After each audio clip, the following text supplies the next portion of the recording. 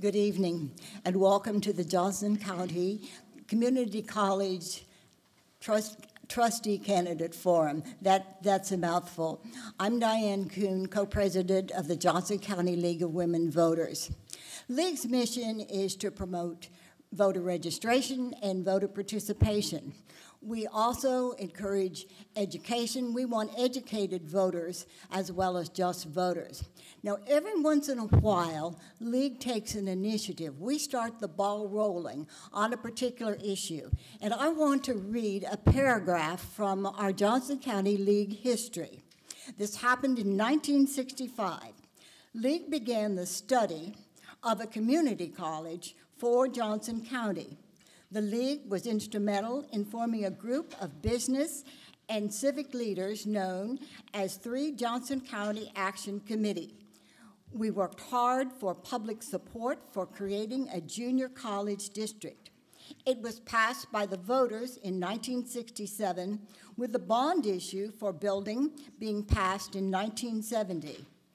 Quoting Georgia Langworthy, "This was a perfect example of League motivating and cooperating with citizens. League won many friends during this period and definitely affected the establishment of a community junior college for Johnson County." Now, 50 years later, we are proud to continue our support for co-sponsoring a forum to inform the public about its prospective leaders. After the program, I invite you to visit our table in the hallway to learn more about League and how you can join us to work to promote democracy in our community. Now I'll turn it over to Dave Helling. I think Dave probably does not need any introduction. He is a great friend of League, and you know him from the Kansas City Star and a pundit in radio and television. Dave?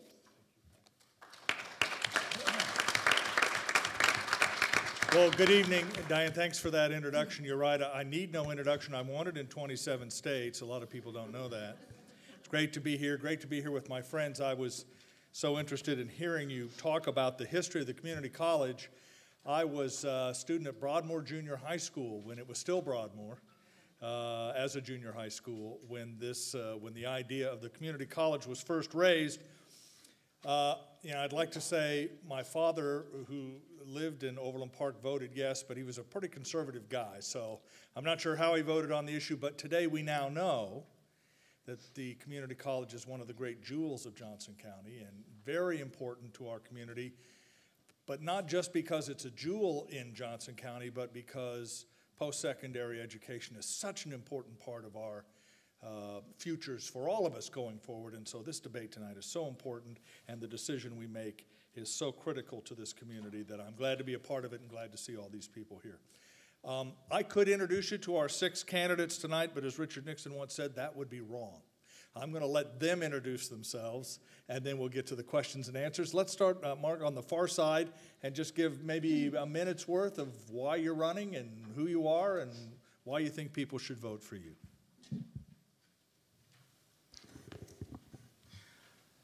My name is Mark Reed. I am the proud father of my 10-year-old son, Robert, who's the primary driver and motivation for the investment in public education my wife and Amy have made. You can draw a straight line between the quality of education I received at Shawnee Mission South and my ability to earn a BBA in computer science at Baylor University. With that head start and critical advantage in life, I've had a successful career in software development with Oracle Corporation, leading global development teams. I've seen firsthand the advantages that a quality education affords to individuals and the harsh consequences of those who are not equipped with the proper skills and knowledge. I am a staunch supporter of public education. I do not think it is an overstatement to observe that there is a coordinated effort to dismantle the role, quality, and value of higher education within Kansas. I have served on the Shawnee Mission Education Advisory Committee, as well as run for the Kansas House of Representatives and the Shawnee Mission School Board to advocate for the necessity of a quality education for all students. I serve on the Kansas Department of Education's Committee for K-12 Mathematics Standards, and I'm actively engaged with both Game On for Kansas Schools and the Mainstream Education Coalition. Colleges and universities are at a crossroads not encountered before. Our college is feeling pressure from area school districts which are aggressively increasing the depth and breadth of their curricula and the methods which it is taught. Shawnee Mission has now invested $60 million in equipment, every student with a laptop and a tablet. It is fundamentally changing how students are engaging with their educators and the subject matter they encounter. Blue Valley continues to expand their Center for Advanced Studies, which now provides accelerated studies in biosciences, corporate finance, advanced engineering, and medicine. For the last 2 years, their district has been working on the strategic goal of having higher academic success than the country of Finland, which is currently ranked second in the world. So is our college ready to accept these students who bring prior training and elevated expectations of continued excellence and quality? County residents who are consumers of education now have the ability to choose from over 22 area colleges and universities. Is our college addressing the aggressive competition for students at a time that the school has enrollment declining?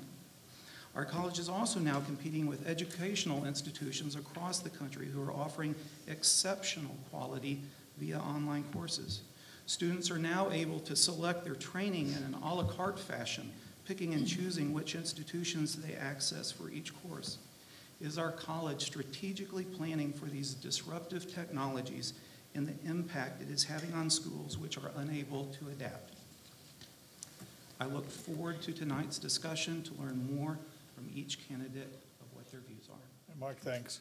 We do have some cards here that we'll pass out, by the way, for questions that you want to ask as we get into the Q&A part of this. Let's go to Greg Musil next. Greg. Thank you, David. My name is Greg Musil. I've been on the Board of Trustees since 2011. I want to thank Dave for doing this because I know this is volunteer time for him, and I thank the League for hosting this forum.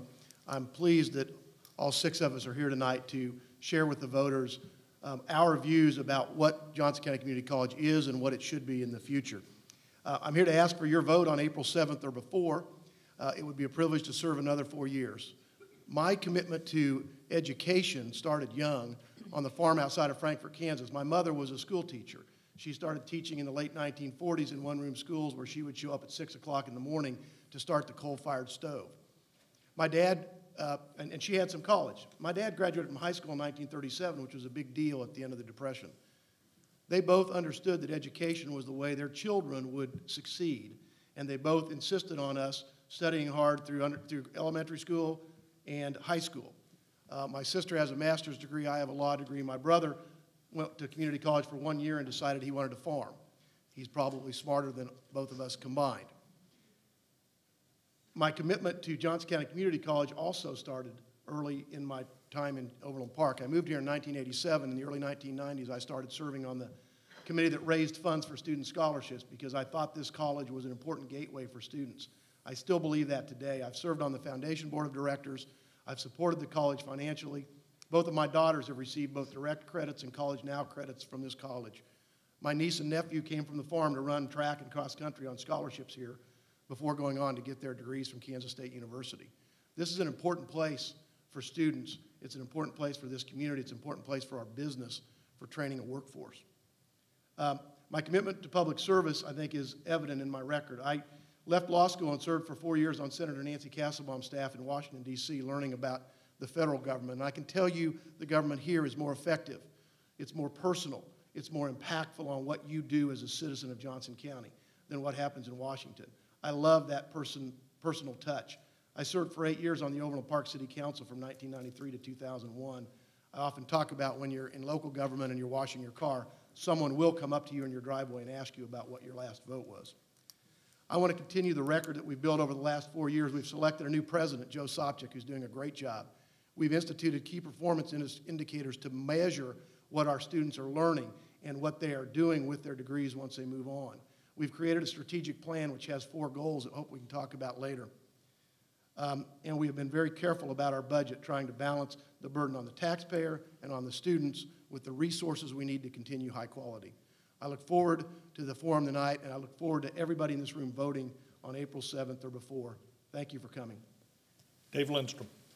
Thank you, Dave. Good evening. My name is Dave Lindstrom, and I want to thank the League of Women Voters for this opportunity, for your interest in the college, and most importantly, for your commitment to this community. I truly appreciate it. I've been in Johnson County for 36 years. But I'm originally from Massachusetts. I grew up in Boston area, graduated from Boston University with a degree in education, intended on being a teacher, but had a detour called the NFL and was able to play in the NFL for 9 years. In 1978, came to Kansas City, not knowing much of what to expect here, and my wife and I fell in love with this community. Growing up, my mom and dad instilled in us a saying that John Kennedy is famous for saying, and that is, to whom much is given, much is expected. We came from a blue-collar family, but we considered ourselves to have a lot.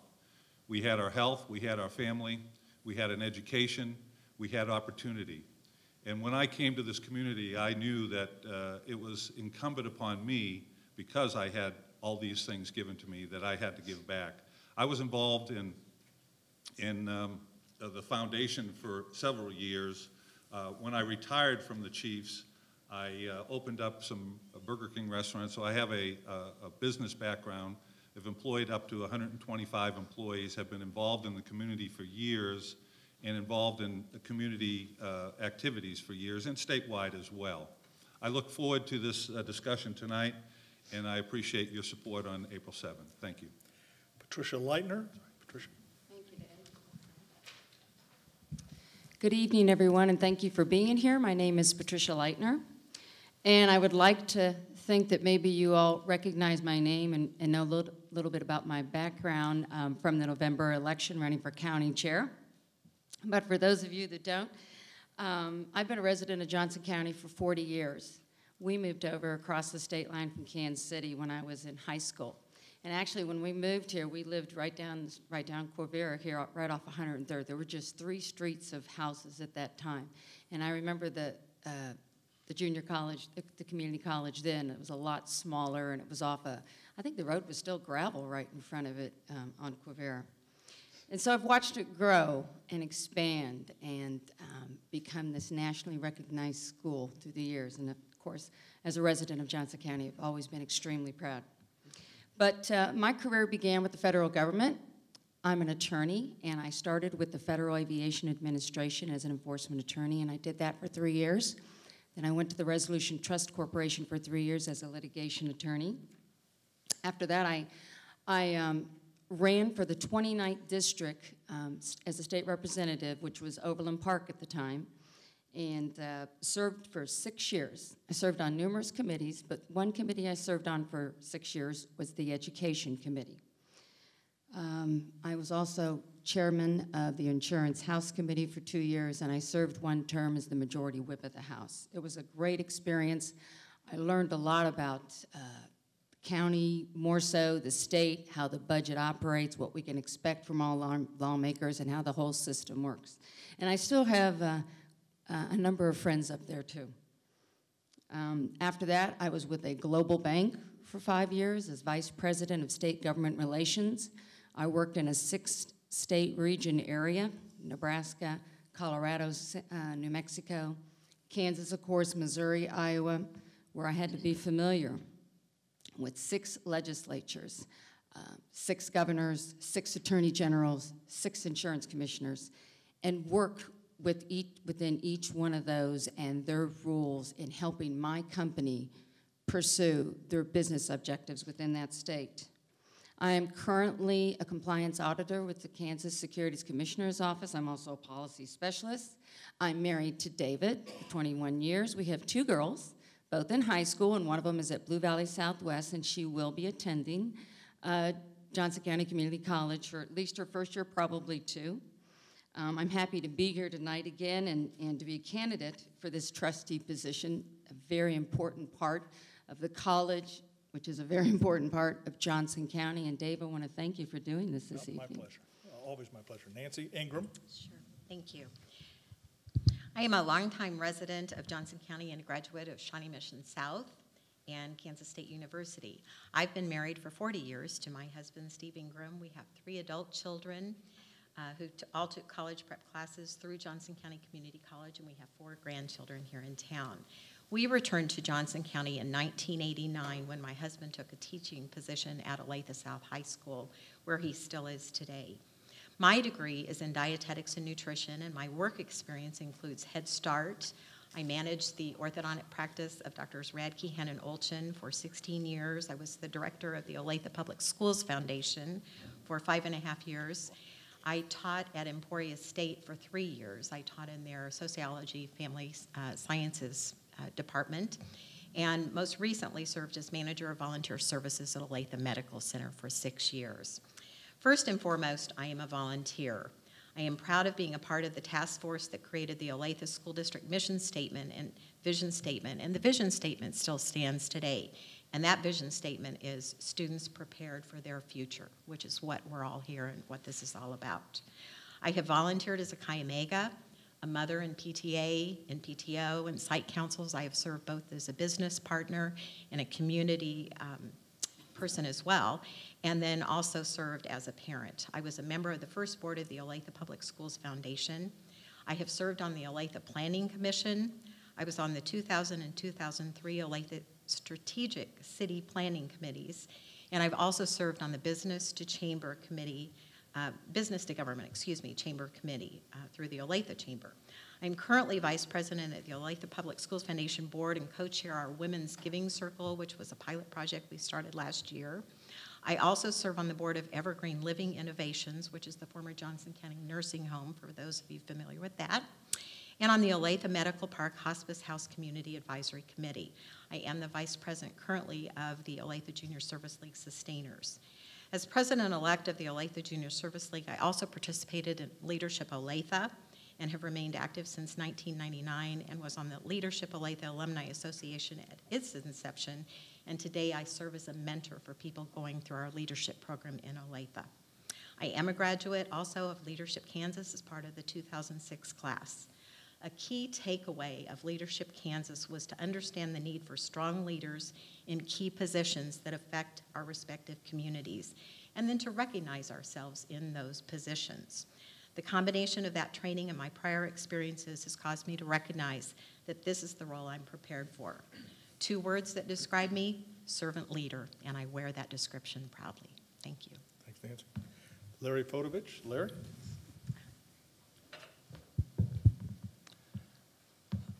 Well, my name is Larry Fotovich, and I'm running for not only JCCC trustee, but also Blue Valley School Board. So in terms of education in this election cycle, I'm all in. We live in Olathe, and 2 of my 3 children are enrolled in JCCC College Now classes. And after graduating from what at that time was Olathe's only school, which I fondly recall as just plain Olathe, I attended JCCC from 1981 to 1983 to take prerequisites, and then I transferred up to KU and got a degree in journalism. My wife is a 2nd grade teacher in the Gardner-Edgerton School District, and she has taught for 21 years. So I've had a ringside seat to all the education issues over the years and how things have changed and what works and what doesn't. I spent 8 years in the Navy as a helicopter pilot, and I earned my commission, my officer's commission, through a program called Aviation Officer Candidate School, which was made famous in the movie An Officer and a Gentleman. My political involvement began with a run for mayor in Gardner, Kansas in 2009. I lost by only 4 votes to a council member who had 14 years of experience. Then I successfully ran for Gardner City Council in 2011, where I served until we moved to Olathe in September of 2014, just last year. But rather than tell you about that experience, I thought I'd play a National Public Radio teaser that might jog your memory about this local incident that received national attention. And as you listen to it, keep in mind that I was the other guy. So. Good morning. I'm Linda Wertheimer. Things got ugly at a city council meeting in Gardner, Kansas. Councilman Dennis Pugh told a fellow council member to shut up, then stormed out. Pugh later drove to the councilman's house where he tackled him and took his video camera. Now charged with battery, Pugh has resigned. The dispute began at a meeting to discuss whether videotaping council meetings would add civility. That was, you know, being on NPR was one of my bucket lists, but of course I didn't get my name mentioned, so. But in any case, I survived and went on to log a number of successes, including the videotaping of all meetings, which that story was about. And the search for a new city attorney. The previous attorney had spent 40 years in that position, and his father had spent 20 years before that. So that is a dynasty as far as attorneys go. But once we found that new attorney, we discovered that the Electric Utility Board, which had been setting rates, had been illegally operating and not correctly established. So during my tenure, that was one of the goals I set, and it got abolished, and now it doesn't have any power other than advisory. So I also championed, and this is the thing that really I worked the hardest for, but it didn't come until the day pretty much after I left, and that was prior to the law being changed since 2002, maybe even actually going further back than that, the mayor got to appoint a replacement. And as you may recall, in 2009 or 10, there was a recall in the city of Gardner, and at that time there was only 2 elected members on the city council. So the mayor, in one night, appointed 3/5 of the city council. So when I finally got that ordinance changed, every member of the 6-person governing body got an equal vote, and they, of course, filled my seat for the very first time after I left with that new law. So that's pretty much it. I look forward to your questions, and thank you for attending. All right, Larry, thanks. I think we can all agree on a couple things. First, feel free to tape this meeting and this discussion, and if you hear anything you don't like, we're all going to Larry's house when it's over to yell at him. Okay, we're going to have sort of a free-flowing discussion, no real time limits, but we do want to keep your comments kind of short, and I'll bounce around, do my best to make sure everybody gets an equal say. Nancy, let me start with you because you have some teaching experience. Let's set a baseline. If you were to judge the Johnson County Community College on quality, value, and protection of taxpayers, broadly speaking, what letter grade would you give to this institution, and why? Oh, well, I will. Okay, thank you. By the way, we're going to invest in 3 more microphones out of the budget here going forward. Nancy? I'm just going to suggest, purely because I probably wouldn't say A. I'm going to say A minus B plus. And it's for the value. When you talk to students that are in the courses, and I'm really talking about those who would be going in for their freshman year directly out of school, or the college prep classes too. I know that the class sizes are just tremendous.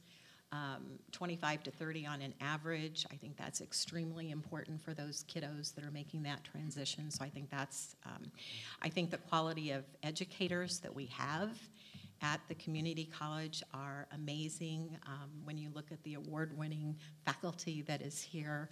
So although I would hesitate to say A because I know enough about the community college that they are always looking to improve as well, I'm going to say A minus. All right. I think they do Dave an Lindstrom, outstanding do job. you A minus? Is that a fair? Because if we're in the A level, there's not that much that needs to be fixed, presumably. A minus. A minus. Always room to move up. That's right. Low 90%, right? I'm going to give us in the mid-90s, and I think for quality, there are most people would say this institution is a terrific institution. We have a designation that is coveted throughout all community colleges nationally, and that's called the League of Innovation, that we've been credited with here at the institution. Our staff, in my 2.5 years here as a trustee, I have been very impressed with our staff and our faculty.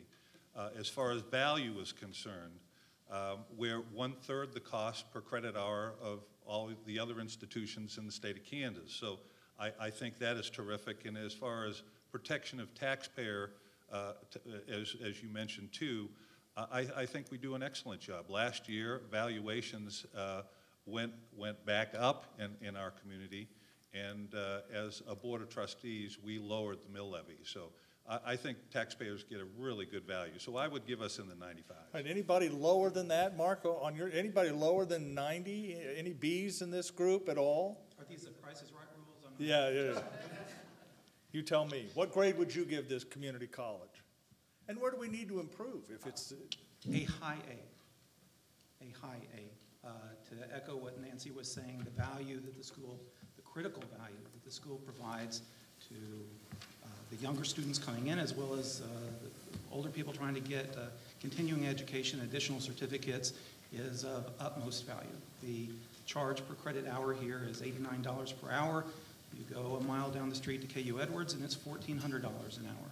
So it is strategic in its mission to provide a source of additional education for those that are not able to get it otherwise. Patricia, let me twist the question just slightly. What grade do you think students would give the community college? The people who go here, the customers of this. Do you think they would give the community college an A-, an A, mid-90s for quality, value, and accessibility?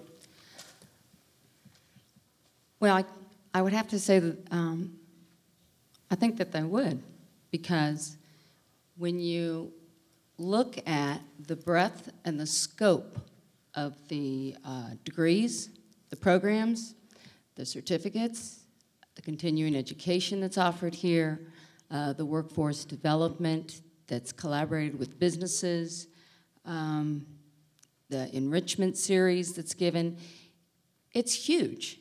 It's absolutely huge. There is something here for everybody. And so I look at the quality, and I know the quality is outstanding because that's why this school has been nationally recognized on so many different levels in so many different areas. And so you're talking about the quality. Obviously, it's a great value buy for the extent you can get in your education here, for what you can get here. And I think the taxpayers win too, because when you have a school like Johnson County like Johnson County Community College in your community, what does that do to our home values? What does that say about our community on a national level? It puts us a step above so many other counties everywhere else in the United States, let alone Kansas. So I would say, yes, I think they would agree that. You agree with it's that, a good Greg, deal. Musil? And you know, we were talking about students and what a bargain it is. You know, 18 hours here at $90 an hour, you're up $1,400, $1,500 for a semester. That's $3,000 in tuition. That doesn't sound like a lot to some people. To some people, it does sound like a lot, a difficult hurdle. Is that a place we can improve, or do you think we deserve an A at the colleges? What we know is that we now measure student satisfaction, because student satisfaction is one of our key performance indicators, and 5 out of the 6 measures that we survey students on last year improved over the year before. That's important. We're asking students about what they think about accessibility, about our faculty, about their student experience, about their ability to transfer. We've worked on those things.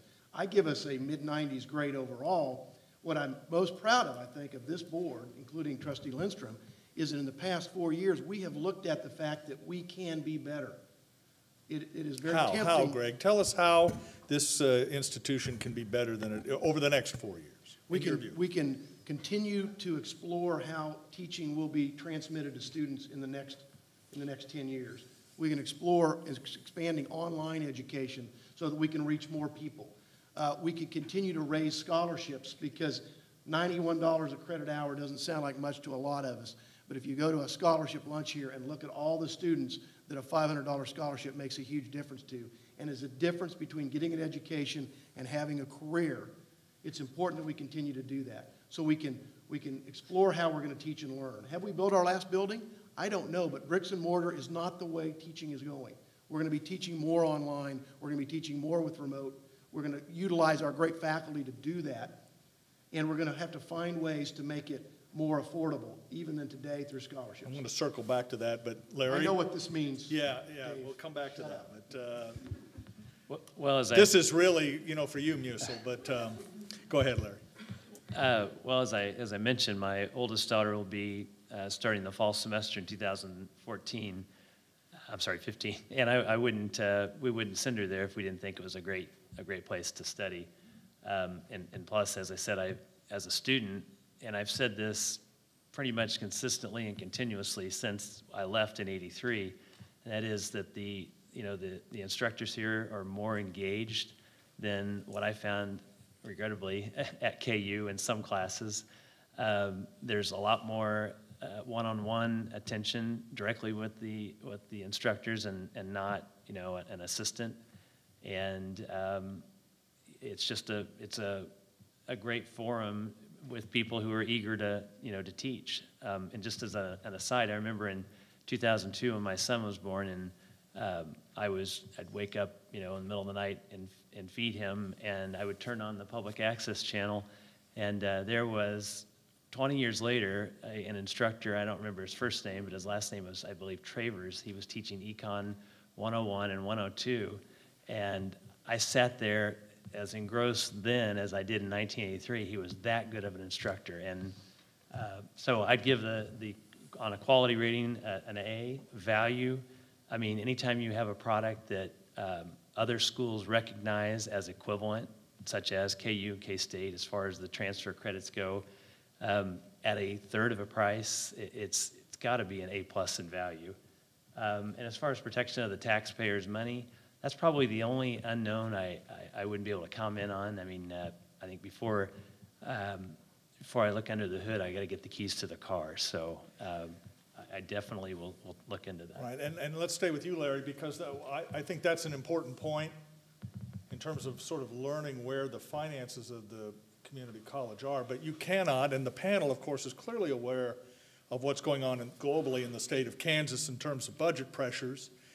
And the suggestion that governments, particularly local governments and local taxpayers, will face increasingly growing bills in the years to come for projects and programs that were delayed because of the Great Recession. And so the pressure on property taxes will grow, and the pressure on Johnson County taxes arguably is going to grow. How then do you maintain this A-level community college at a time when the demand on taxpayers will be so high? I mean, do you do it through tuition? Do you do it through tax revenue? Is there another stream? Or do you say you just got to make do with what you get now? Well, I mean, clearly we're going to have to batten down the hatches. I mean, it's not over. And it's probably just beginning at the college level, as it has already affected local public schools. But I think you really have to get creative and find another avenue. Of course, in my opinion, you should have as many college-educated people as you can. So whatever mix of property taxes and tuition costs there is that provides that goal, I think is the right mix. But one thing and we've met, of course, in another forum together, and I really believe this, but the college budget for marketing is 1%. And if you go online and look at the financial statements of two of the largest for-profit universities, they spend 18% on their sales and marketing expenses. So I know it would be a tough pill to swallow to spend another, double the marketing budget. Maybe you go outside and get a better, more focused marketing approach. But as I said, anytime you have something that's a third of the cost and you can't fill it with Johnson County residents, I mean, there's still 23% of the people come from outside of Johnson County, then that tells me we're not doing a good enough job on the value proposition and explaining that to parents, probably. Patricia, do you agree with that? Is marketing a good idea? I mean, you might get more students, but you'd have more crowded classrooms unless you can generate money for more teachers. Marketing is important with raising the awareness of what the college has to offer and what someone might be interested in or what they may need that they didn't realize the college does have for them. So I agree that marketing could be a piece of it, and we would have to spend some money on that, or additional monies than they do now. I also think that online education is something that would also save money. Why? Because you don't need to use the brick and mortars. And over the internet is just, well, it's just there. And yet it's still the cost of the classroom. So I think that would help further expenses. I think you need to everyone needs to remember that we are still somewhat in a recession. Yes, the economy is somewhat improving, but you still have to recognize that there are jobs still being lost, there are stores still being shut down, there are businesses that are huge businesses that are merging. Why are they doing that? Well, they're doing that because they can't afford to do it alone, and it's more cost effective to merge. So we do still have a sluggish economy, and the college is affected by that as well. And until we get that roaring economy back, which won't be till hopefully the next presidential election, that hopefully that person will instill confidence in consumers and in businesses to spend money, to hire more, then college, I think the college needs to expect to be as fiscally responsible as possible in closing the gap until then. Yeah. Dave, the question is really a little bit more fundamental, though, than just marketing. My question is, some people would suggest the way to sort of keep a rein on costs at the community college is to cap the enrollment, to say we only have X number of teachers, X number of space, and that the best thing we can do is say, look, we don't really want to invite more students here. We want to get to a level that we're comfortable with and try and keep it at that level. Is that a good idea, or is, in essence, the Johnson County Community College experience for all comers that can pay the freight and the taxpayers in Johnson County who can pay to sustain this institution? I want to digress to your last question for just a moment, and it took me a while to think about this, but I gave us a 95, but let me make a sports analogy. We're in the playoffs. We haven't won the championship yet as a college, as an institution. I do not think we should cap enrollment. Back to in your other question as well, I think we have to build awareness for what actually goes on here. I mentioned that I became a trustee 2.5 years ago when I was encouraged to apply for an open seat. I did so thinking I knew a little bit about the college. Well, I came to realize that I did know a little bit about the college, not a lot. And there are so many things that go on here. And by the way, it had been mentioned earlier that our credit hours in enrollment have gone down. Staff has done a wonderful job. Enrollment, when most community colleges in a down economy, that's when our enrollment goes up. When the economy is getting better, like it is right now, enrollment goes down because people are going to work. But our staff is doing an excellent job making sure that our enrollment and credit hours are actually going up. So I do not think that we should cap enrollment. I think that's going to be an important factor of it. But I do think one of the 3 reasons that I want to come back as a trustee is I think we need to do a far better job building awareness for all the things that do go on at this institution. Greg, did you want to chime in on that? I mean, I guess the general question is, what's the best way? I mean, there's not unlimited money for any institution in our society. Certainly the community college is subject to that as well. So what's the best way to control costs at a reasonable level for taxpayers and for students, and yet still pay professors and do all the other things you need to do? It's to continue the efficiencies that have been put in place since the recession hit in 2008 and 2009. This college, the trustees before me, were very careful. They had built up reserves. We were able to weather the worst recession since the 1930s without a tax increase. Capping enrollment would be the worst thing we could do for several reasons. First of all, we are trying to build enrollment because those students are going to bring tuition dollars in. And those students are going to get a degree, and they're going to contribute to the county economy, and they're going to continue to allow us to raise property values so that the same tax levy can bring in additional dollars to fund the staff and the faculty we need for those additional students. This is truly a gateway college. There are a lot of people in Johnson County that raise their kids to go to a 4-year school, whether it's a Kansas State University school or it's Harvard or Chicago or Stanford or Trinity. But for kids and young people that need a gateway to education, We cannot cap enrollment. We should take anybody that wants to come and pay our freight. And I will make it clear in response to Larry's points, out-of-county students pay a higher enrollment, and out-of-state students pay over $200 an hour. So we have already taken steps to make sure Johnson County taxpayers are being protected with respect to tuition rates. Our mill levy has stayed 8% of your tax bill for the last decade or more. It is still about $260 a year for the average house value in Johnson County at $238,000, which is still $7,000 below where it was before the recession hit.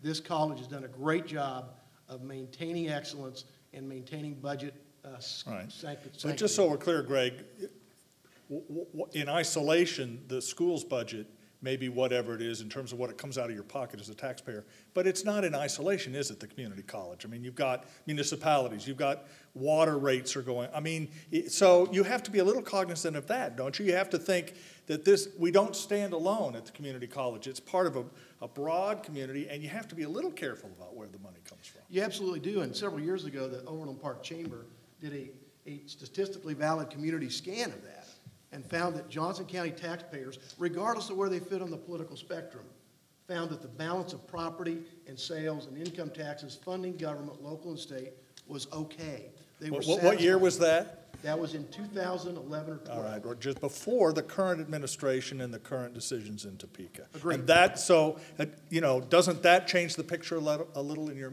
and we'll move on in just a minute, but go ahead. If state aid is continued to cut, and we're assuming a 10% cut in state aid for next year for Johnson County Community College. That's Who makes that up? Who makes that up? The taxpayers and the students are, 53% of our budget is taxpayers, property taxpayers, 23% is students. We already have budgeted an increase in tuition for next year. If the increase in assessed value, because we contribute to that as a college, we're investing in this economy. As the economy grows and we can take that investment, pour it back into the college, we can make that up. Yeah. But if the state is going to continue to cut and cut, then we're going to have problems, and local taxpayers are going to have. And Nancy, the state is going to continue to cut and cut, isn't it? I mean, that's the sense you get from Topeka, particularly higher education, particularly post-secondary education. Absent the work of the Johnson County delegation and some other lawmakers, Patricia, you know this as well, having served there, the support for post-secondary education sometimes can be hard to find. How do you counter that? Do you just go to Johnson County and say, well, here we are, we're going to have to pony up more for this institution? Well, I think that's probably going to be a combination of things, and we can continue to look at the tuition increases that are already in the cycle as taking up part of that. But I would agree that that's going to be something that we're going to have to look at. I don't know how, as an incoming trustee, we would handle that, but I think it's just a matter of being willing to research and listen and understand the budget. I think that's going to be hugely important for those of us who might come in new, is to be willing to spend the time to take a look at what our options are. Yeah. So I would like to agree that I would not want to see anything capped. I think when you look at what a community college is there for, it is for a broad curriculum, it is to respond to the needs of our community, and it's to be available to all students and all people in the community. So I would not support that. Mark, you want to weigh in on this? It seems like the consensus of the panel is that there's no ways to really significantly reduce costs, so you have to increase revenue one way or another if the state is not paying as much, and that either means tuition or property taxes, or taxes more broadly.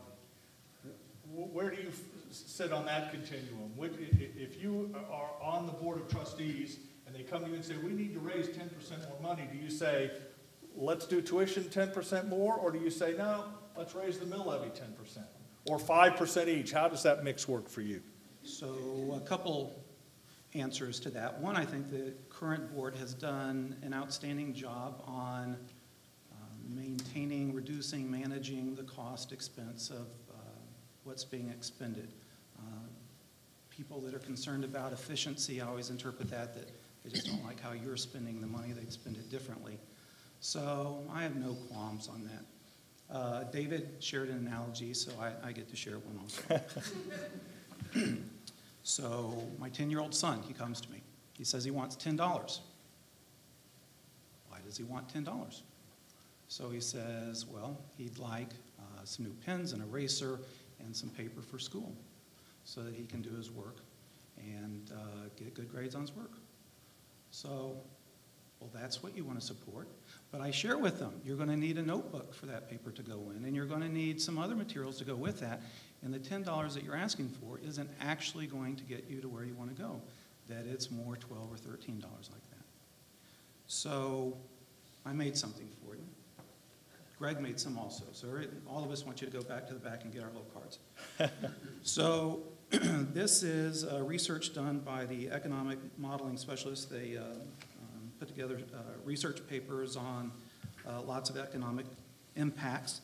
And this is on the economic impacts of community colleges. And I won't read it all to you if you promise to go back there and pick one up. But a couple of points. For the taxpayer, for every dollar that they invest in a community college, they get a return of $6.80 in economic benefit.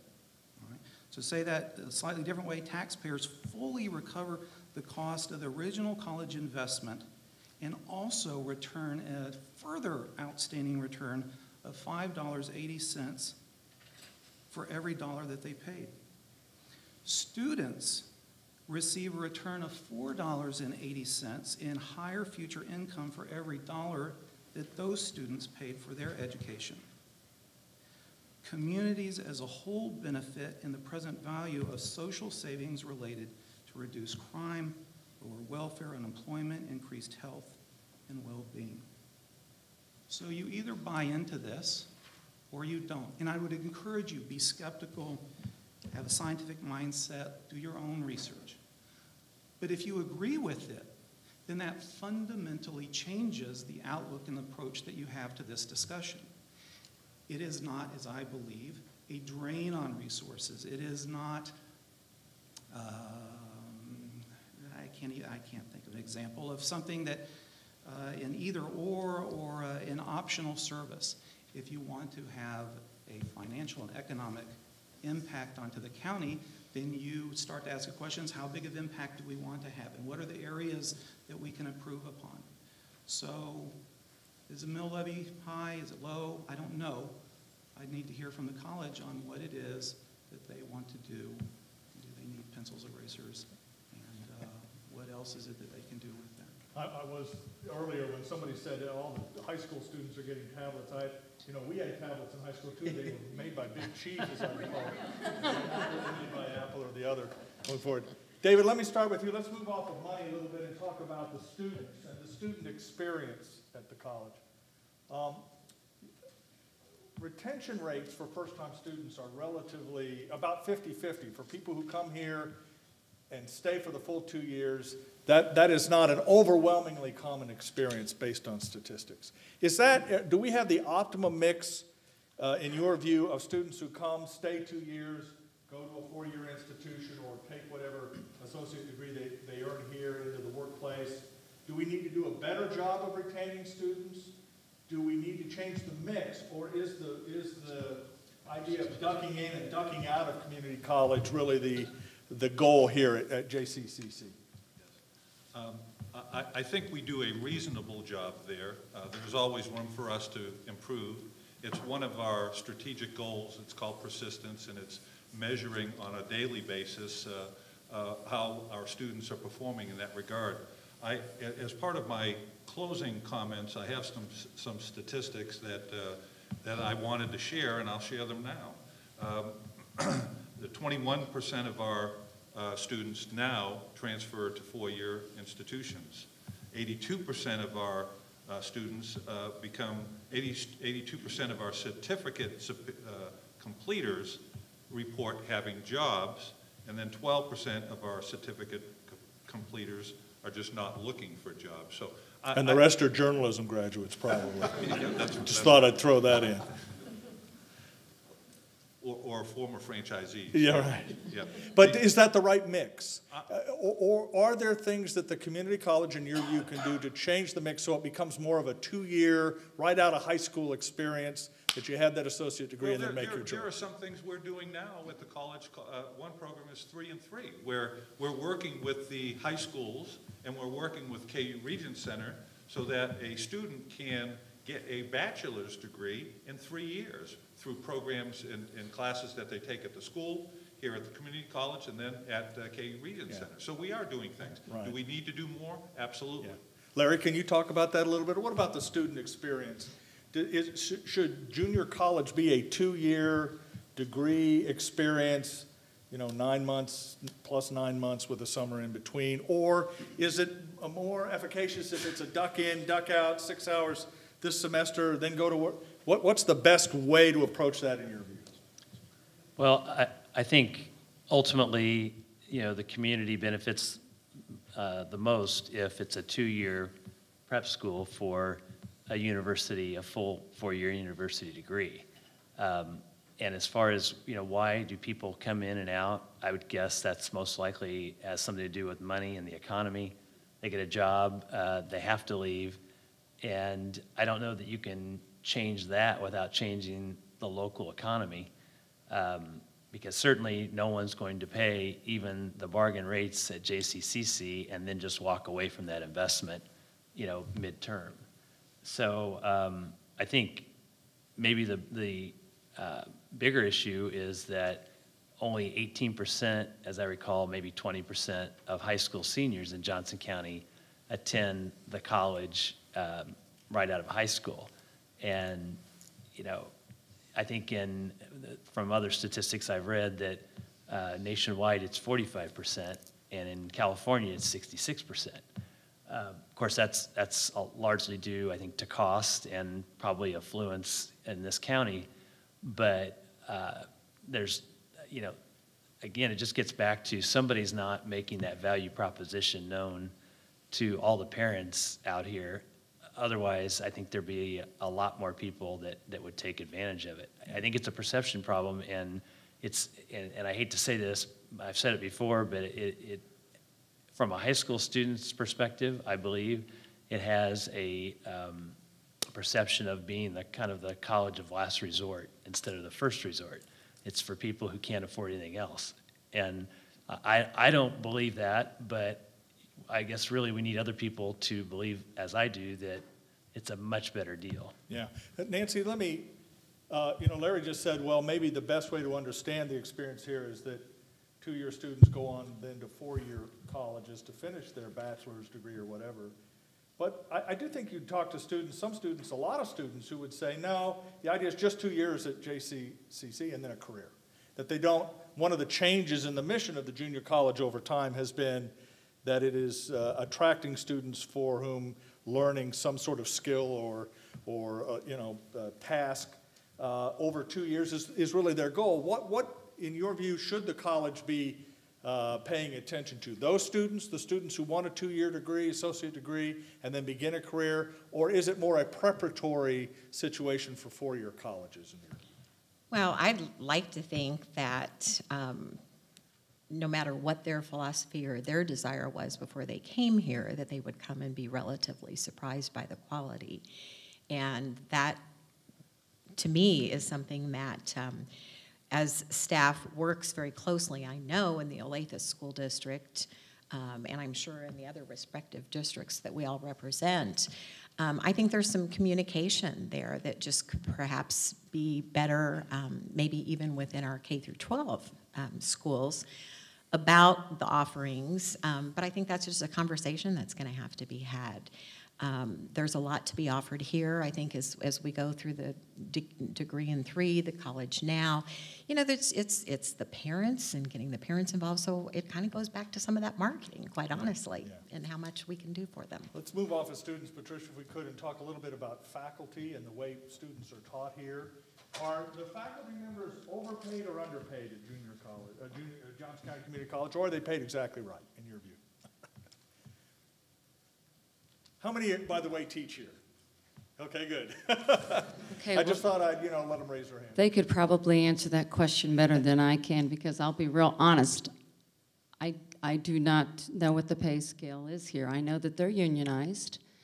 I know that there are benefits, but you went off. I was ready to talk about the other subject Dave, and Talk you, about and you students. switched If you want on to talk me. about students, go ahead. What about the student experience from your point of view? Thank you. I mean, I would love to talk about the students. But we'll come back to faculty. Okay. Well, I want to go back to a point I made earlier, and that was, I think one of the greatest things about this community college is the breadth and the scope of the certificates, the degrees, the programs that it has, the vocational development that it offers here. It's just a huge variety.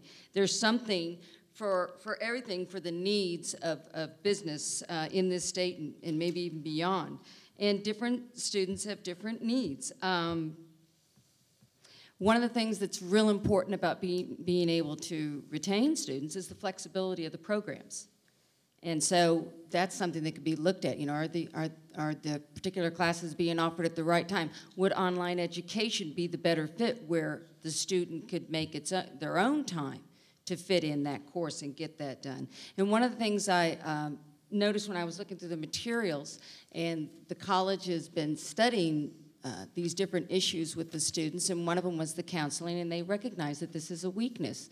This is something the college would need to start focusing on to strengthen, is their counseling for the students, because the students have said it's lacking. And I've actually talked to a couple of students from the college that have complained to me about that said they really need to work on their counseling there, because I went to the counselor, and the counselor didn't know what I should do next, or where I should go next, or what classes I should take next. So I think that that's something, if you want to keep a student retained and interested in staying at the college, you have to have counselors that can help guide them through their studies. Yeah. Greg, let's go back to faculty if we could real quick. Talk about what pay scales and benefits, the mix of part-time versus full-time faculty members. You know, there are some part-timers here who may not have as much access to salary and benefits as the full-time. Well, I can say without hesitation, Dave, that the faculty in the room tonight are underpaid. We do studies all the time. Whether you're in private business or in a governmental setting, trying to figure out the pay scale where you can attract the best people and retain the best people is the hardest thing to do. And trying to look them in the eye across the table, whether you're negotiating a collective bargaining agreement or talking with an employee in a private sector and saying, you're worth X and no more than X, or I can't afford more than X, is difficult. We know from our studies that on a pure salary basis, our full-time faculty are slightly over. On a salary basis, they're slightly under the national median for our peer institutions. On a benefits basis, they're slightly over. We instituted a second tier of benefits last year, July 1. Those people are under both salary and benefits. And you did that why? Because you need because the benefit costs are the things that we cannot control. With healthcare costs, whether it's health, dental, vision, retirement benefits, those are things that are much more difficult to predict and much more difficult to control. Faculty's been great. We have more sharing, more partnership, more transparency, more accountability on the budget process than we've ever had at this college. But it is difficult because the faculty are right. They're very valuable. The students are why we're here, but without the faculty, we don't serve them. So trying to find that right balance and going back to how much do we charge the students for that and how much do we charge the taxpayers is the difficult challenge.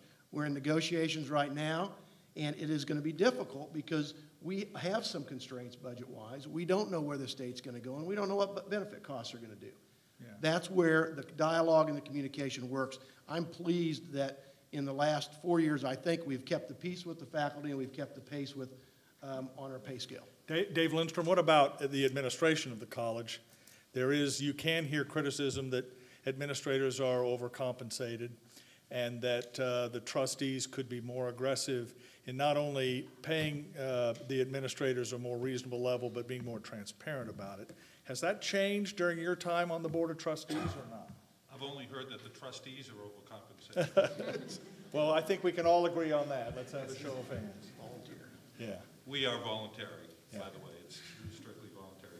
I know that feeling. Yeah, and I think, back on the faculty too, I have mentioned on several occasions that tonight, that we have outstanding staff and we have outstanding faculty, and it's one of the reasons why this institution has flourished over the years, because of the tradition of those people who make the product actually go.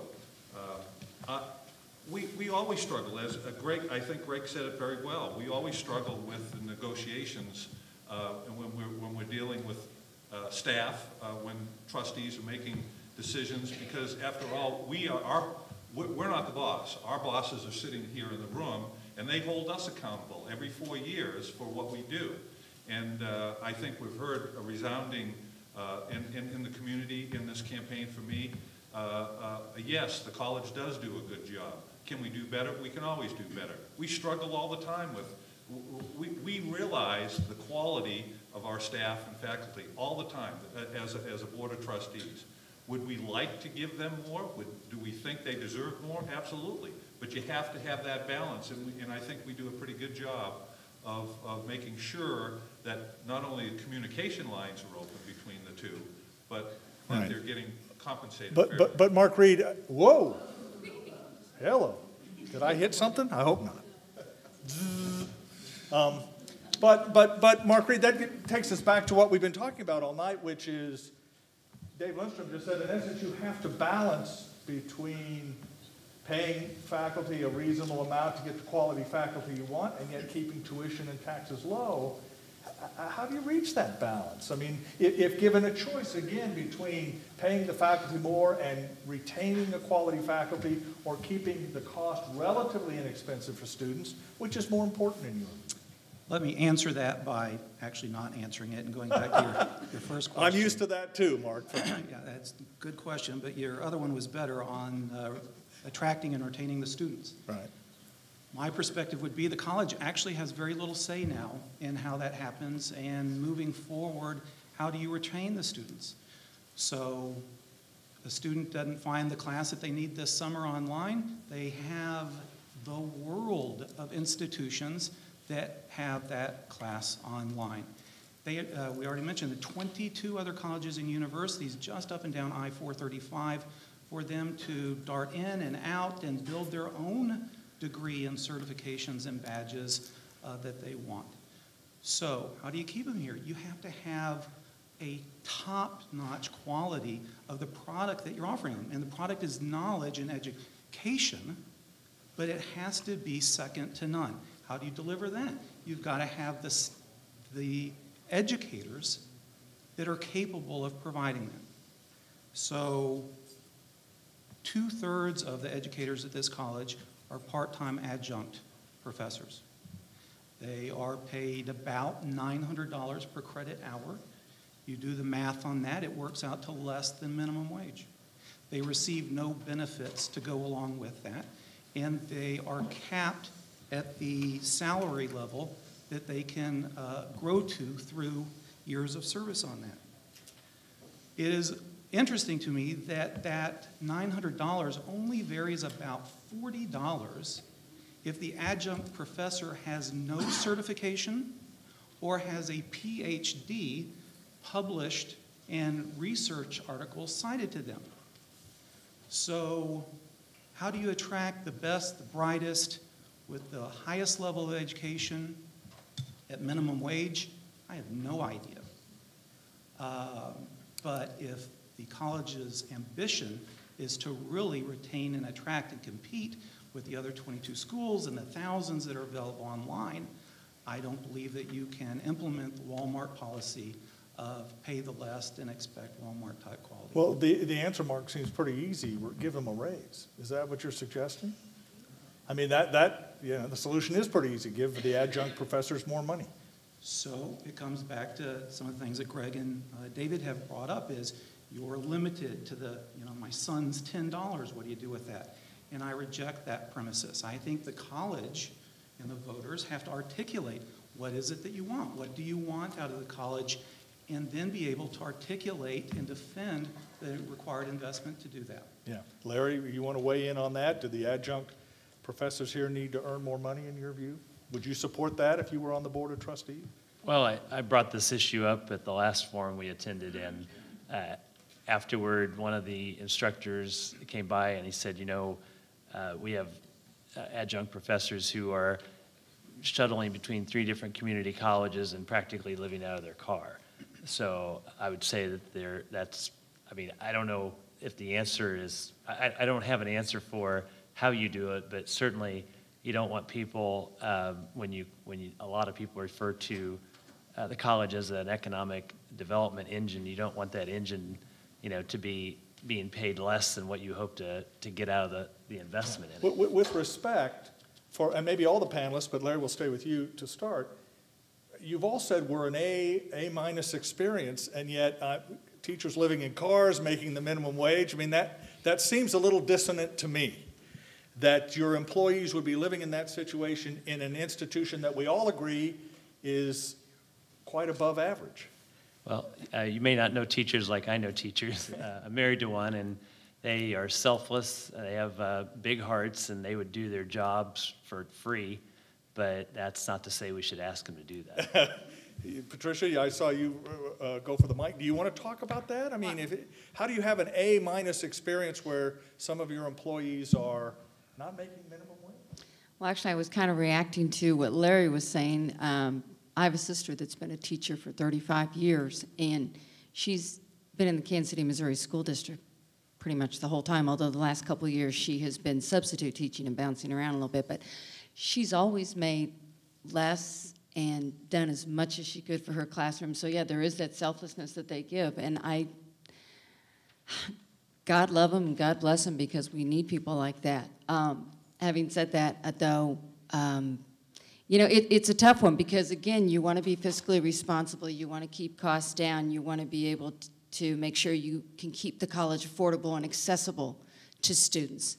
So where you go from there, raising tuition, raise the mill levy, raise property taxes. One of the things that I think we can all look forward to is that this economy that is somewhat improving, our property taxes are going up. So that should bring in a little bit more revenue. And I think as that happens and Topeka gets a little bit more money in, I think we need to be effective in our lobbying and getting more money back from the state. Greg, you wanted to, I love what I do too. I don't want to really do it at minimum wage if I can avoid it. Well, let's do some math here. $900 a credit hour. You teach a 3-hour class, that's $2,700 per semester. And I don't know these facts specifically. I know our adjuncts get about $3,000 a credit hour or for a 3-hour class, which is above other institutions in the Kansas City metro area. If you divide that by minimum wage, which I believe is still under $10 an hour, but I'm not good at math, so I'm going to do $10 an hour. They have math classes here at JUCO, is that correct? They do. That's 270 hours. I'd be happy to enroll on my own. That's 270 hours to teach. I understand there's stuff that goes on outside the classroom. 3 hours a week for 15 weeks out of the semester. 20 weeks, let's take 20 weeks out of the semester. That's 60 hours. That leaves 210 hours if you're really under minimum wage. I want to make sure we just don't throw facts around that aren't facts. And I also want to be aware, everybody be aware of being realistic. Let's double the pay of our adjuncts and add millions of dollars to our budget and raise the mill levy by $500,000. That's an option that is paid then by homeowners and the business community. Do you support that option, Greg? I do not at this point. I'm not seeing a need. Does anybody support that? We're not a Walmart community college because of our adjuncts or faculty. I am, like Dave, willing to find more ways to increase our faculty compensation. Many of the adjuncts are there by choice, some of them by lifestyle, some of them because it's all they've got the opportunity to do. And so let's not lump everybody together, and let's not ignore. Let's double our marketing budget by add another $1.4 million to it. $1.4 million is about 21 full-time faculty positions. Are we going to get rid of those? Are we going to raise tuition to pay for them? Are we going to raise the mill levy? Just make sure when you evaluate a candidate that you're looking at the same balance that they have to look at when they're on the board. Nancy, you want to talk about that a little bit? And obviously there's some concern about some of the teachers here not getting paid perhaps as much as they want, and the cost of that, either through taxation or more money from the state, or higher tuition, or less amenities for students. How do you balance that stuff? I don't think it's going to come from the state. Let me just say that right now. And that's the main concern, is that Less is coming from the state, right? Correct.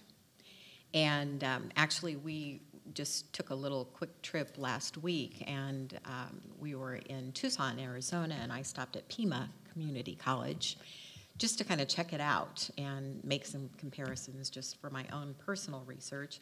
And they were on spring break. I picked up a newspaper, the college newspaper, and actually what it said was that the governor had just cut all funds for community colleges. And I don't believe we're going to have that happen. I hope not. But I think it's going to have to be a balance, and I don't have the answer to what that balance is. I know as a homeowner right now, you know, we're looking at cuts that are happening at the K through 12 level. They haven't been made at this point at the community college level, but property owners are going to have to share in the burden of some of that too. Yeah. So you've got to consider that before you make any decisions about mill levies. Dave Lindstrom, one of the things that is always a dynamic, we talked about state funding, is state legislators tend to see this college different from other community colleges.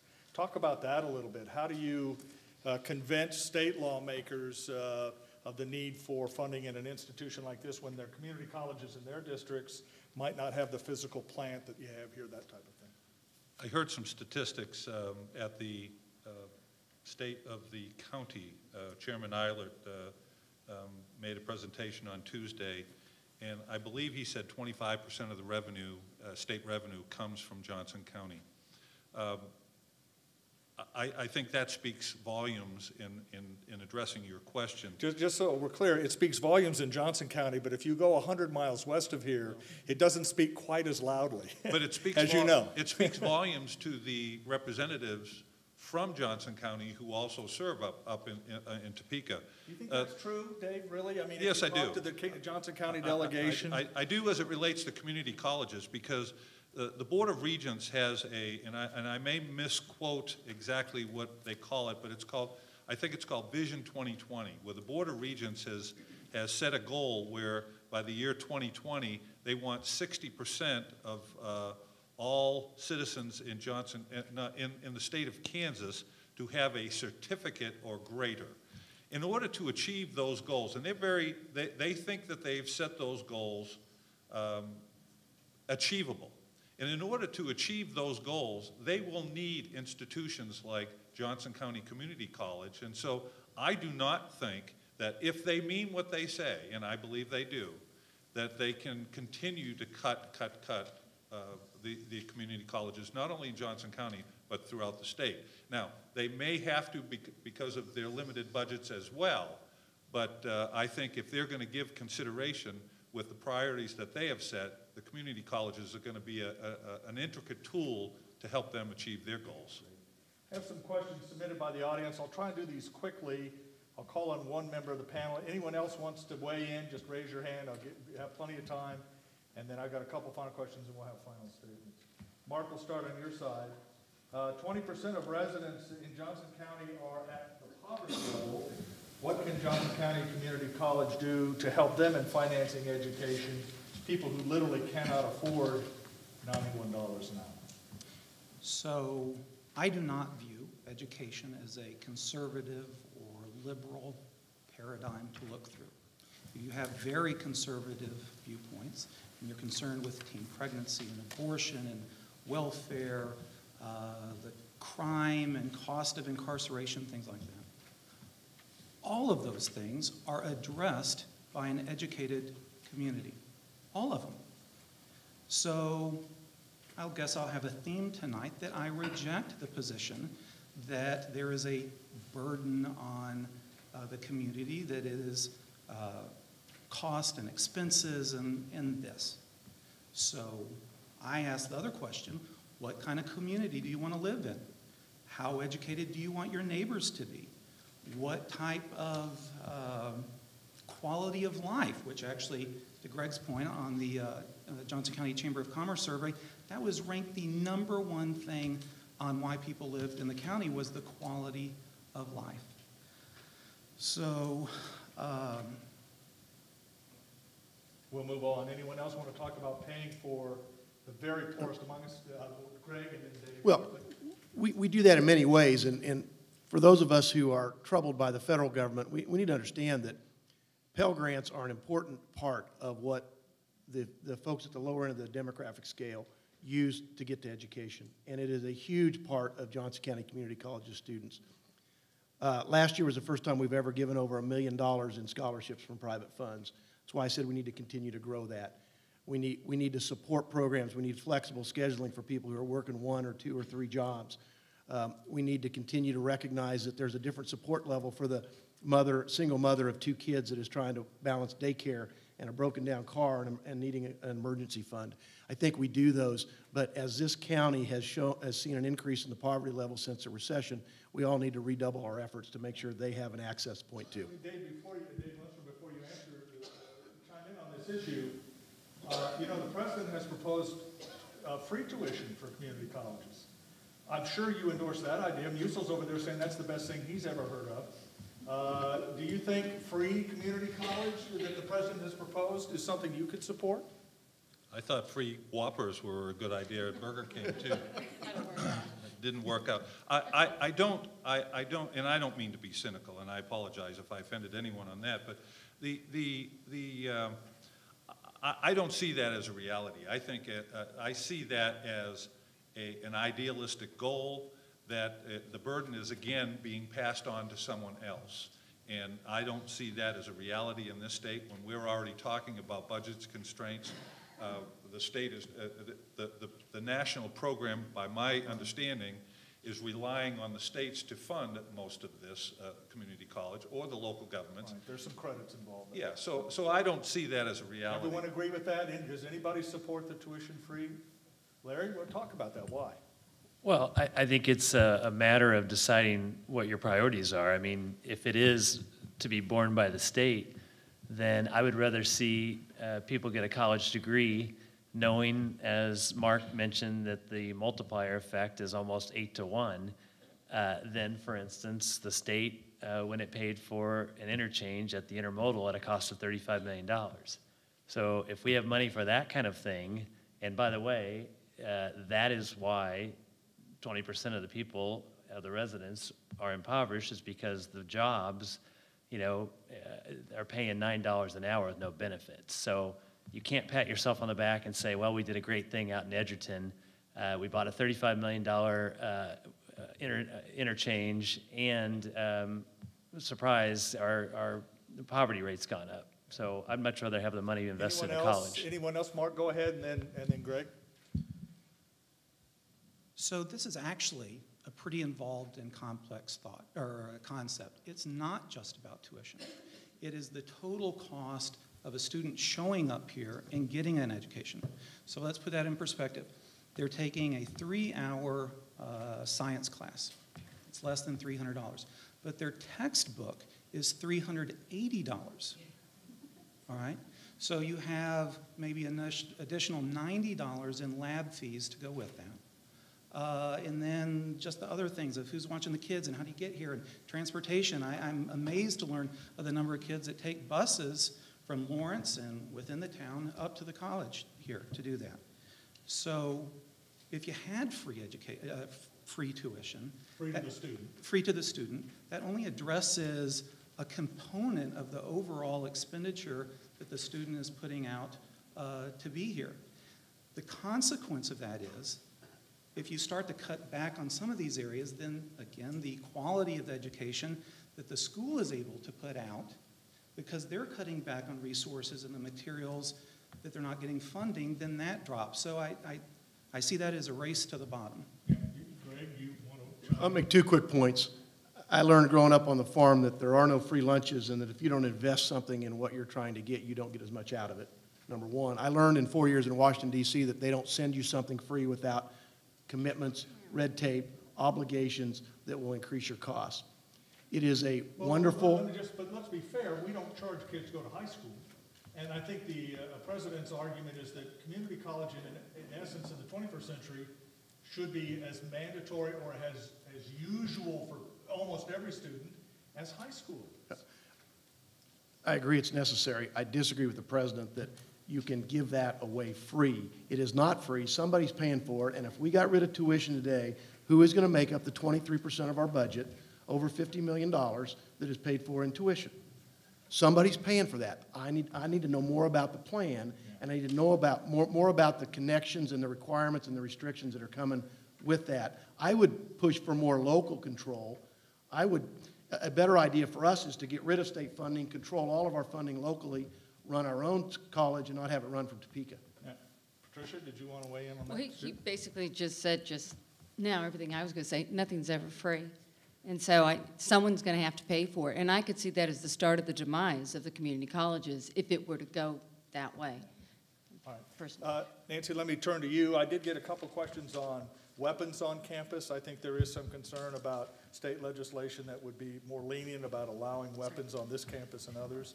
Maybe you could talk about that if you have similar concerns, and anyone else who wants to weigh in. And would you repeat that again? Yes, the Kansas legislature Yes. is enacting legislation that will make it easier for students and faculty members, one assumes, Right. to carry weapons on campuses. Okay. Do you think that's a good idea, a bad idea? Is that something the Board of Trustees should address? I'm sure it will be something that comes before the Board of Trustees to address. I haven't truly given a lot of thought to it. I will be very honest. I would hate to see guns on campus, quite honestly. Anyone else want to weigh in on? Go ahead, Mark, and then Larry. Go ahead. Was it Greg? Facts or facts? I don't know. So the fact is, it is legal to bring a gun on campus. You can bring a rifle, you can bring a handgun, whatever you define that is. You just can't bring it inside the door. All right? So the law is quite clear that your Second Amendment rights are not infringed, and you can bring the weapon right up to the door. There is legislation that says if you see the little sign that says no gun in the building, and you still come into the building, there is no penalty because mistakes happen, right? So does that concern people or not? That's up for the voters. Does that concern you? I like to quail hunt. I've deer hunted. I'm an awful hunter. I do that. No? No deer hunting? All right. Well, I do. But that is separate from turning a college campus or your town into a Wild West environment where people are living out of fear and wondering who has the larger gun and the more ammunition. Yeah. Anyone else want to weigh in on this, Greg? And then. Well, we are in the middle of a legislatively granted and Board of Trustees accepted an exemption of 4 years from being forced to allow concealed carry on campus. I like to refer to our experts who are our 28, 29 certified law enforcement officers on campus who do not want guns on campus because they want to know that if somebody does have a gun, they're probably the bad guy instead of trying to figure it out. But my bigger point is this ought to be a local control issue. This ought to be up to the elected Board of Trustees of your community college that the taxpayers of Johnson County, the voters, have selected. It shouldn't be forced on us by Topeka, just like other mandates shouldn't be forced on us. Yeah, okay. Larry, let me change directions here. Anyone else on that issue? The House Education Committee is currently proposing legislation requiring undocumented students to pay out-of-state tuition. There are about 200 undocumented students here now. Do you support out-of-state tuition for undocumented students? Let's go back to guns, shall we? By the way, I agree with what Greg said about the guns. I also voted for a 4-year exemption in the city of Gardner, and I don't want guns on campus. But regarding immigrants and their status, I gotta tell you, I'm not happy that we don't have boundaries in this country. I think you can't just let everybody come through, and I think the first level, actually the last level of defense is not to financially incentivize them to do so. So I guess I'm in favor of them paying more than in-state tuition, but we're still supporting it at the county level to the tune of 53%. And I just think we have laws, we gotta somewhat support those. Who else wants to weigh in on tuition for undocumented workers? I'm happy to. Undocumented students, I'm sorry. These are not people that swam across the Rio Grande last week, folks. These are people that graduated from a Kansas high school, have a certified high school diploma, have been in the country for multiple years. I don't know exactly what the standard is. We have over 200 on campus. We've probably graduated over 1,000 of these undocumented aliens. They now have a degree. They're now producing in the economy. They may have been brought here as a child. To sweep that and say, we're going to tell those people that instead of paying $91 an hour, you have to pay $206 an hour. Tell me how that benefits Johnson County, to tell those kids they can't afford now an education here. I've asked if we can track them and find out what they've done, but I'll bet you, I know I have one anecdotal one where they have gone, I think it was Jeff that told me the other day, they're in a master's program at the University of Kansas after getting their associate's degree here, their bachelor's in business at KU, and now they're in a master's program. Should we tell that individual, no, you have to pay 3 times or 2.5 times as much for your college education because your parents brought you here and they were illegal, but you've been in Kansas supporting this and supporting Johnson County ever since? All right. Last question, and then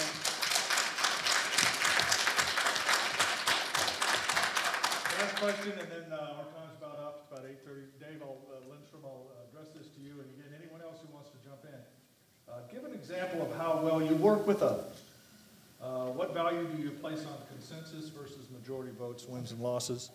You use the football metaphor. I don't assume that the huddle is a place for consensus typically. One person's got to call the play. Well, this question was asked at the last forum in a different form. I will answer it the same way. I was one of 6 sons, and I had 2 older brothers and 3 younger brothers, so I know how to build consensus right off the bat. My older brothers were very good at trying to make sure that it was not a democracy in my home. My whole life, I've worked with others through sports, through my business. In my comments earlier, giving back to the community and my involvement with the community activities. I will use a perfect example, I believe, and ultimately it was a defeat for me, but it was one that I think built consensus that now allows Johnson County to claim to be one of the soccer meccas of the country. I was an advocate early on in trying to build some consensus to get soccer for youth soccer here in our community. So I think I have a pretty extensive background in building consensus. Great. Anyone else want to weigh in on that issue? Okay, before we just sort of wrap up with closing statements, let me just say that after they're done, we'll just have a couple remarks, but before they start, those of you who do not subscribe to the Kansas City Star, I will be in the back taking your subscription. I always have to get that in. Let's, 1 or 2 minutes wrapping up and Larry, we'll start with you and go down since we went the other way to open. Well, I can tell you from experience that every political campaign begins with, I can't possibly vote for that guy, so I guess I'll do it myself. And that's how campaigns always begin. But for a brief moment, every candidate also becomes a voter and is forced to ask, who else should I vote for? So when I considered this question, I came up with a list of priorities of what I'm looking for in a candidate. First, I would want someone who had actually attended the college. Sure, we can all say we love JCCC, but there's only one person up here tonight that actually loved it enough to attend in 1981 through 1983. Second, I would want someone who has some skin in the game. That means someone whose children are either enrolled or going to be enrolled soon. Because let's face it, that's the future of the college. Third, I would want someone in this legislature-led anti-education environment who was all in when it comes to education and protecting all of our public schools. And here tonight, there's only one candidate who raised his hand to say I'll do it. First as a candidate for Blue Valley School Board and also as a JCCC trustee. Fourth, I would want someone who has been through the political meat grinder without becoming hamburger. And of course, in my opening statement, I showed you that I could do that. And in an answer, I wanted to answer the question on consensus building because I'm a firm believer that there's way too much consensus building going on in governing bodies. And really, this is a blood sport. We're all up here knowing that you're going to ask questions, tough questions that we have to answer, and we're all competing against each other. Conflict produces the best result. If you don't want conflict, then you're going to get a mediocre result. So, I've made substantial improvements in my position as an elected leader, and I love to mix it up and exchange ideas. So if your list of priorities is the same as mine, I hope you'll vote for me. Thanks. Nancy? Not a problem. I'd like to go ahead and thank the Johnson County League of Women Voters for having us here tonight. I don't believe I did that in my opening statement, so thank you very much. Throughout my life, I have found the enthusiasm for many experiences in leadership. Nothing has captured my heart as much as education. One of my favorite quotes is one that I saw at Disney World that I've held close to my heart forever, and it is, one of our greatest natural resources is the minds of our children. So it is the minds of those children, and many of whom will enroll at Johnson County Community College, that has brought me here this evening. Tonight we sit on a campus of a community gem. Over 40 years ago, this was just a vision. I describe Johnson County Community College as a driving force, and I am not alone in doing so. The college has a reputation for being responsive to the needs of the community with a reach beyond what any of us could have ever imagined. JCCC is striving for that place beyond our wildest dreams in terms of everything it offers our community. The college unites us, the college touches lives, and our college changes lives. It is next to impossible to find someone in the county who has not been touched in some way by our community college. With a full range of affordable, transferable, and undergraduate courses, JCC is a crown jewel in our community. International education, workforce development, adult education, and online courses are found here. Degree and certificate courses prepare our students to enter the job market in high employment fields. We have amazing partnerships. We didn't talk about any of the collaboration and partnerships that are going on this evening, but all of us, as I mentioned earlier, represent local school districts for whom those partnerships are a part of the community college. With award-winning staff, the influence of the arts, as well as sporting teams, the college appears to be on the right track as we look toward the future. But good is not good enough when you want to be great. It is clear that staff is not working to simply maintain the excellence, but rather they are enhancing the excellence from the enrollment process to their strategic plan. My desire to serve as Johnson County Community College trustee is intentional and deliberate. I'm a community volunteer with a wealth of commitment and experience in education. As I mentioned earlier, I'm the former executive director of the Olathe Public Schools Foundation and returned to that board several years ago, and I'm currently the vice president and will be slated for president next year. My commitment to K-12 education is well documented. I want to fit that into the community college and four-year objectives of Johnson County Community College. Thank you. Patricia. Thank you, Dave. Thank you, everyone, for being here this evening, for being interested and caring about the future of JCC. And we've heard a lot of different problems and had quite a discussion, it seems like.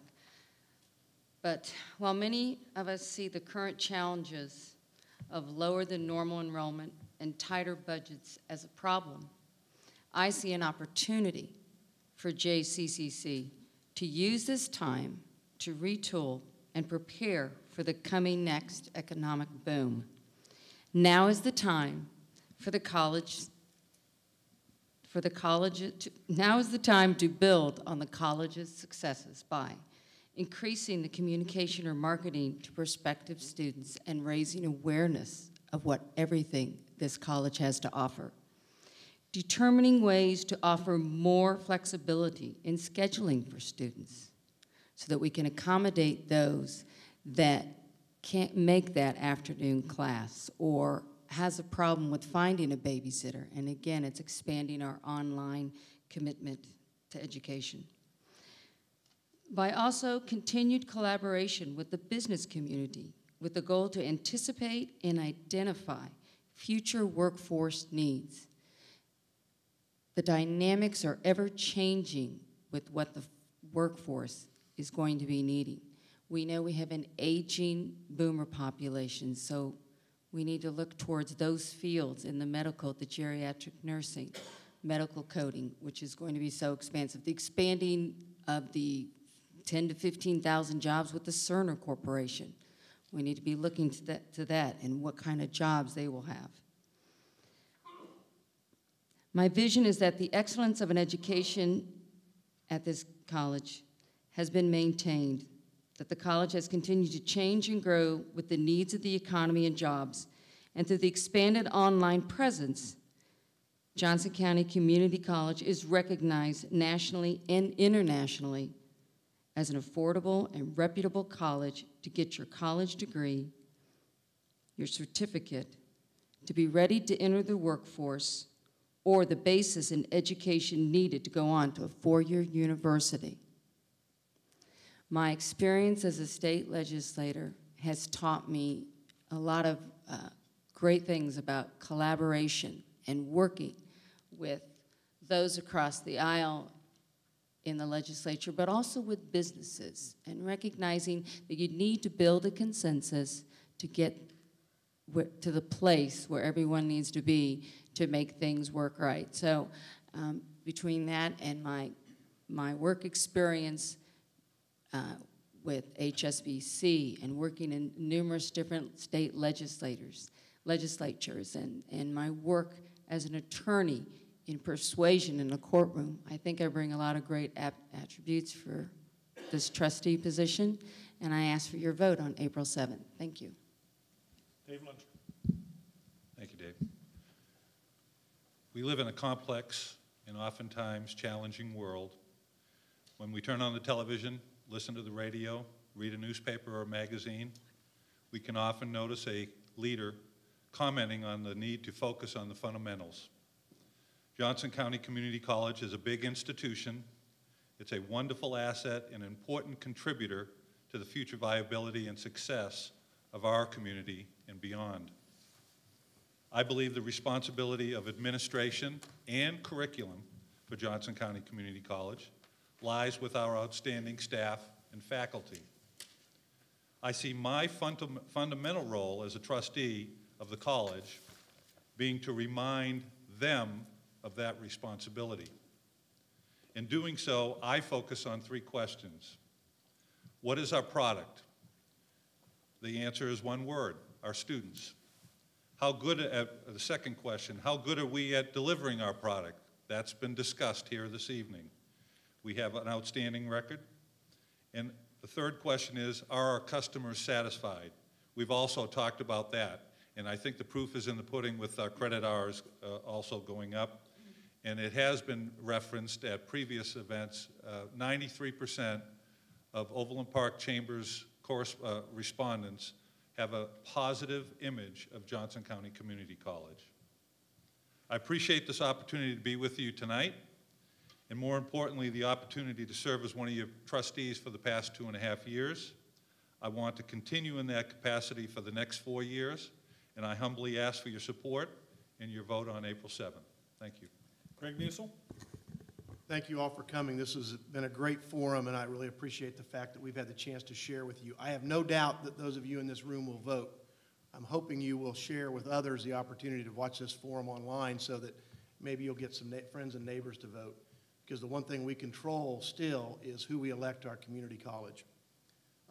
Somebody asked me the other day what the polls showed, and I told them that in local elections nobody knows because nobody knows who's going to vote for sure, but my mother says I have a really good chance. That's what it's about, and you in this room can have an influence by going out and telling your friends and neighbors what you've heard tonight and giving them your idea of the top 3 choices for the community college. I think what a voter should look for is how do we continue and improve what this college has already brought to the county in the past 40+ years.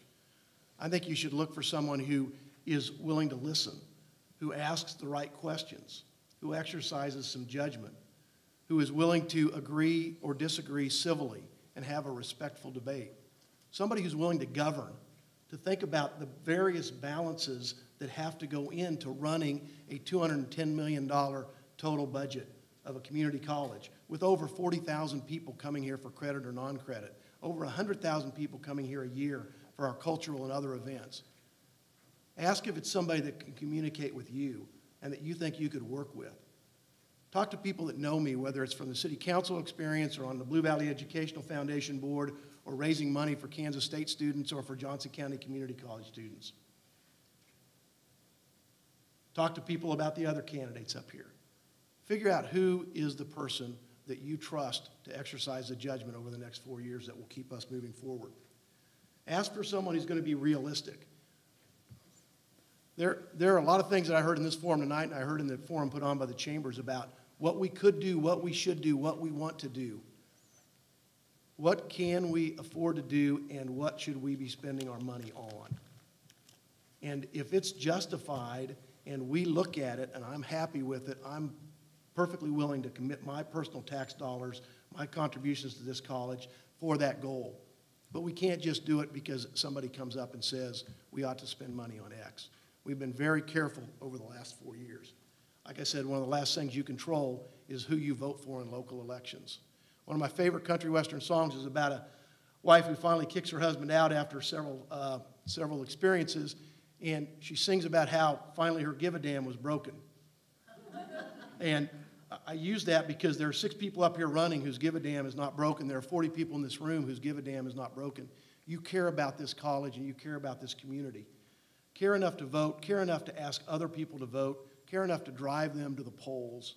I hope you'll vote for me on April 7th, but I'm really more engaged in whether or not you will vote at all and whether you will help other people vote, because local elections matter. Thank you. Mark Reed.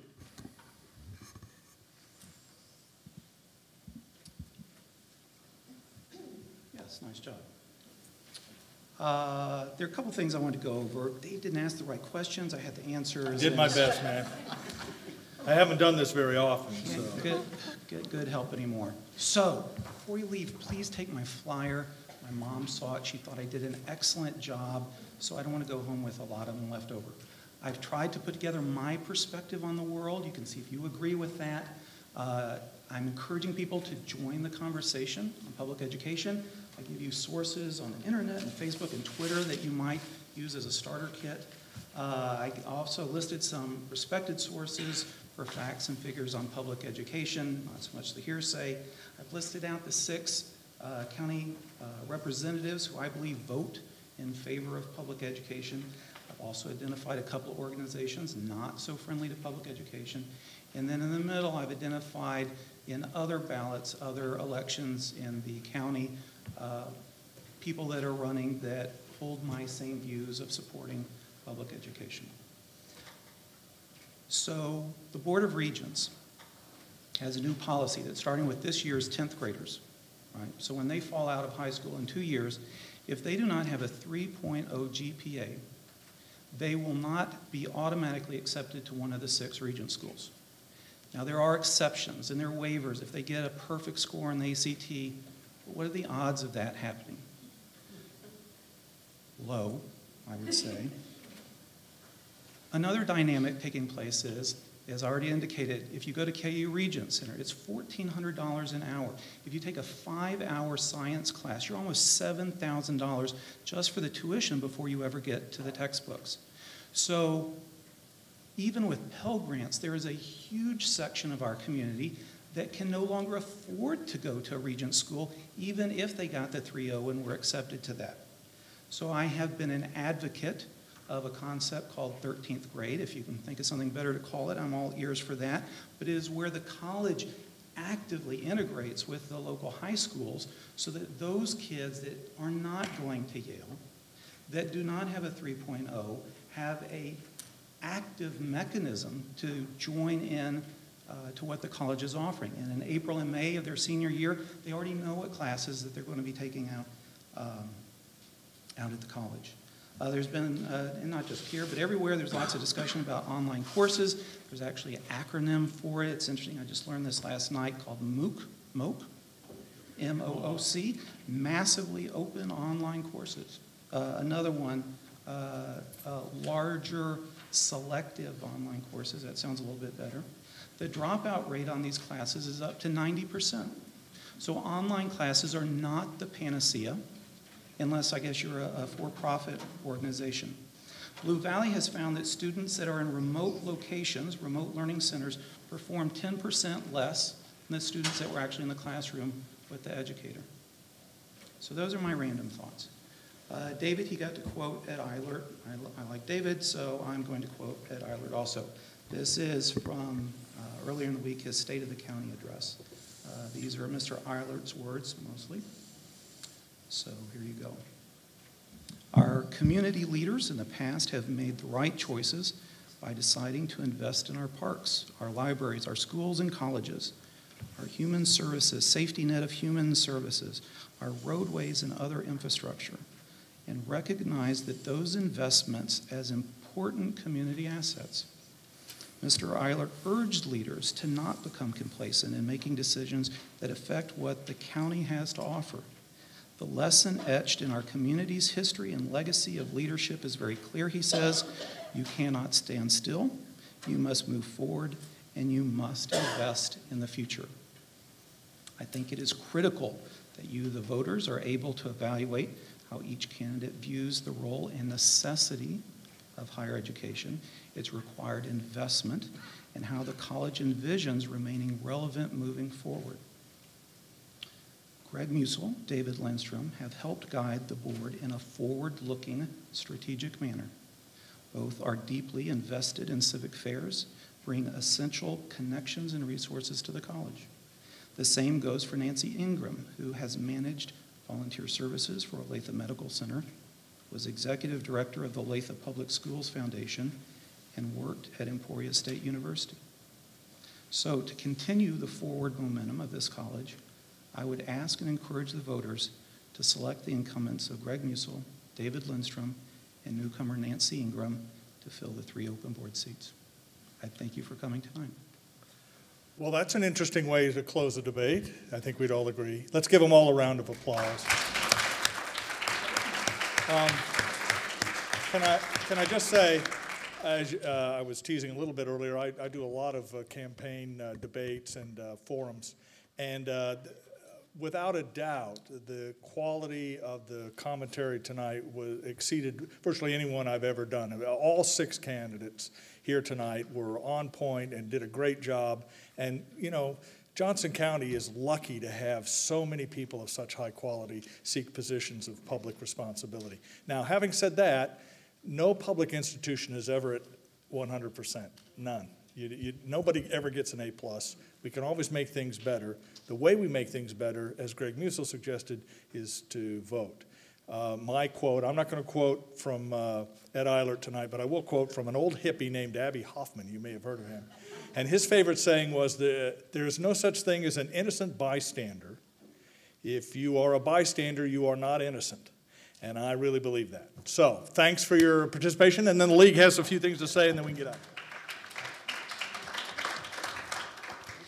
Just very briefly, I want to thank the candidates and the college who have provided all of this for us, which has been monumental to stimulate this kind of circumstance. The league has a banner over here that says we're interested in making democracy work. The one way to get democracy to work is to be sure and vote. And that's already been said many times, but an easy way is there are advanced ballots out there on the table, and you can take an advanced ballot, fax it in, or leave it here, and I'll take it to the election office tomorrow so that you will receive the easy way to vote. That would be to have your ballot sent to your house. Thank you very much. Thank you.